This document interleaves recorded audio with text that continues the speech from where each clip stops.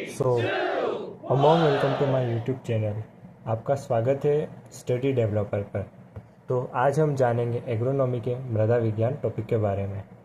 मृदा विज्ञान यह टॉपिक आपके जेट और कृषि परिवेशक दोनों में काम आएगा। तो आइए शुरू करते हैं। मृदा मृदा का अर्थ होता है कि पृथ्वी के ऊपर की परत जिस पर हम कृषि कार्य करते हैं उसे मृदा कहते हैं। मृदा शब्द की उत्पत्ति लैटिन भाषा के सोलम शब्द से हुई है, जिसका शाब्दिक अर्थ है फर्श, फर्श या फिर फ्लोर जैसा। हम इस वीडियो में जेट और कृषि परिवेशक दोनों के बारे में दोनों के हिसाब से पढ़ेंगे ताकि आपका भी इसमें फ़ायदा हो और हमारा भी फ़ायदा हो। तो मृदा मृदा कुछ संस्तरों से बनती है। मृदा में संस्तर होते हैं जिसे मृदा परिच्छेदिका या सॉइल प्रोफाइल कहते हैं।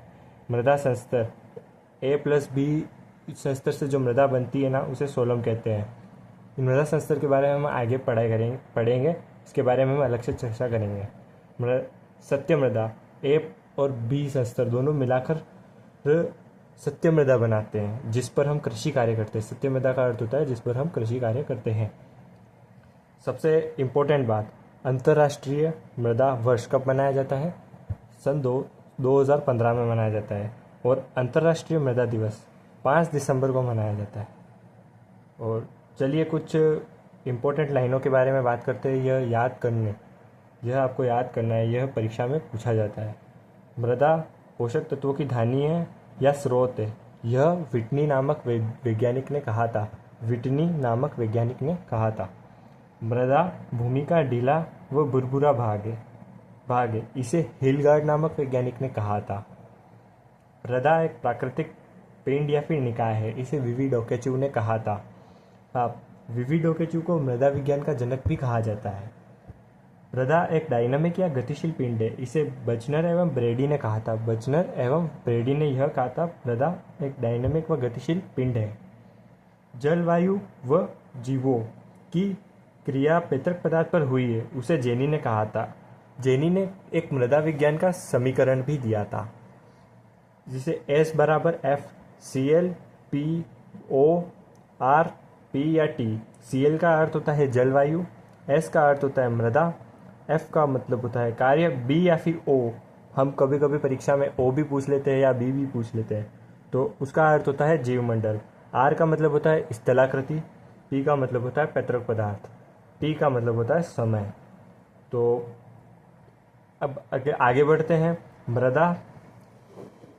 मृदा का निर्माण पैतृक पदार्थों पर लगे प्राकृतिक बल से मृदा का निर्माण होता है, इसे जोफी एवं मर्बट ने कहा था।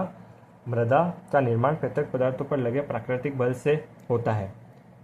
मृदा निर्माण का समीकरण किसने दिया था? ये हमने अभी आगे पढ़ा ही था। इसे दिया था जेनी ने, ठीक है। तो और जोफे ने मृदा निर्माण के 2 कारक बताए थे, सक्रिय कारक और निष्क्रिय कारक। सक्रिय कारक में वही जो जेनी ने समीकरण दिया था, उसमें से 2 Cl और B या फिर O। Cl यानी जलवायु और B या फिर जीवमंडल। और निष्क्रिय कारक में होता है RPT। R यानी स्थलाकृति, P यानी पैतृक पदार्थ पैटर्नल मटेरियल और T यानी समय। मृदा की परिभाषा हम जानते हैं। मृदा एक प्राकृतिक पिंड है। यह त्रिविमीय गतिशील पिंड है। खनिज व कार्बनिक पदार्थ से बनती है। आवश्यक पोषक तत्व पानी, जड़ श्वसन के लिए O2 यांत्रिक सहायता का उपयोग होता है। सूक्ष्म जीवों को आवास प्रदान करती है। मृदा विज्ञान की शाखाएं। मृदा विज्ञान की 2 शाखाएं होती है। पहली हम पढ़ते हैं पेडोलॉजी। पेडोलॉजी के अंदर हम मृदा का वर्गीकरण, मृदा का जन्म तथा वर्गीकरण सब पढ़ते हैं। पेडोलॉजी का जनक वीवी डोकेचु को माना जाता है। यह मृदा की सबसे छोटी इकाई होती है। पेडोलॉजी 2 शब्दों से मिलकर बना है, पेडोन प्लस लोगस। पेडोन का मतलब होता है मृदा और लोगोस का मतलब होता है अध्ययन। मृदा शास्त्र मतलब होता है एडेपोलॉजी। एडेपोलॉजी मतलब पादप के प्राकृतिक आवास पर मृदा का अध्ययन करना। और जैव रसायन का पितामह कहा जाता है जीवी वॉन लिविंग को, और इन्होंने न्यूनता का नियम दिया था। न्यूनता का नियम जेवी वॉन लिविंग ने दिया था, और अधिकता का नियम वालिस एवं वालिस ने दिया था। सीमाकारी कारकों का नियम ब्लैकमैन ने दिया था। तो आज के इस वीडियो में इतना ही था। हम अगले पार्ट में इसके आगे की बात करेंगे, चर्चा करेंगे। तो धन्यवाद, और चैनल को सब्सक्राइब और वीडियो को लाइक करें ताकि आगे के पार्ट आपको मिल जाए, और नोटिफिकेशन बेल आइकन ऑन रखें।